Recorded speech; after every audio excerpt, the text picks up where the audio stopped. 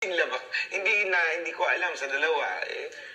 Pag tinitingnan ko naman sa pag yung sila ng dalawa yung moment nila sa TV, ano ba talaga to? Matagal pa to, Aldab, phenomena na ito, tingin nyo? Nasa inyo, kasama Siguro kayo. kasi yung dalawa, hindi pa natin alam eh. Oo. Kung siguro halimbawa, nakikita na namin na yung halimbawa, isang okasyon sa Bulaga, magkakasama lahat, banding ng mga hosts, siguro makikita namin kung anong reaction nila sa bawat isa or treatment nila sa bawat isa. Yung fans nila parang, gusto nyo ba sila magkatuluyan?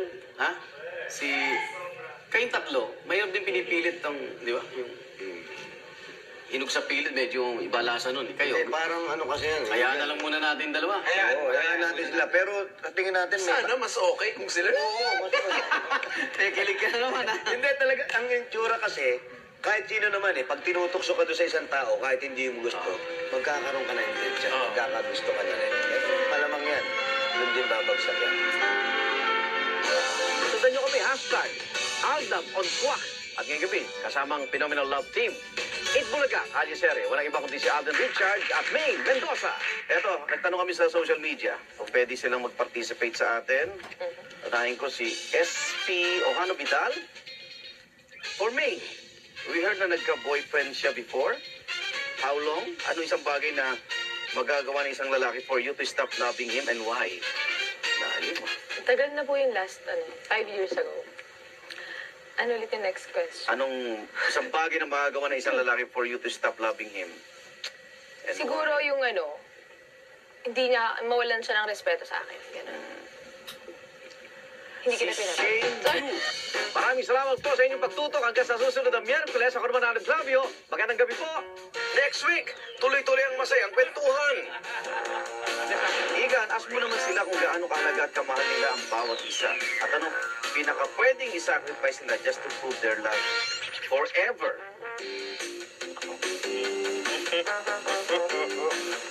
Edita Ramos. Sa Kalye Sere ba may say sila o pwede silang mag-suggest ng kung ano ang dapat maging takbo ng istorya? So ang nakikita namin yung tunay niyong nararamdaman? Jonas San Jose or both of them, sa anong lugar gusto nilang magbakasyon nang sila lang dalawa kung bibigyan sila ng bakasyon? Denny Samante, pakitanong naman, ano ang pwedeng maging dahilan para ma-turn off sila sa isa't isa? Nasubukan mo na ba? Tumakas sa pagbabayad ng pasahe. Parang biyahe yan.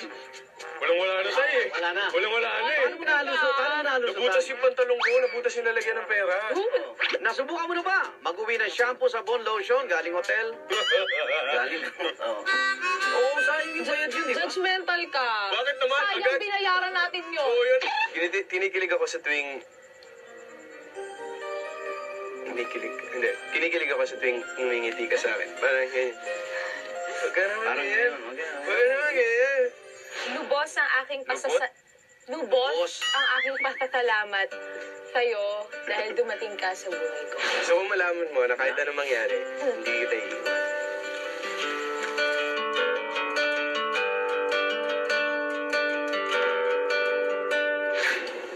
Good morning, mga...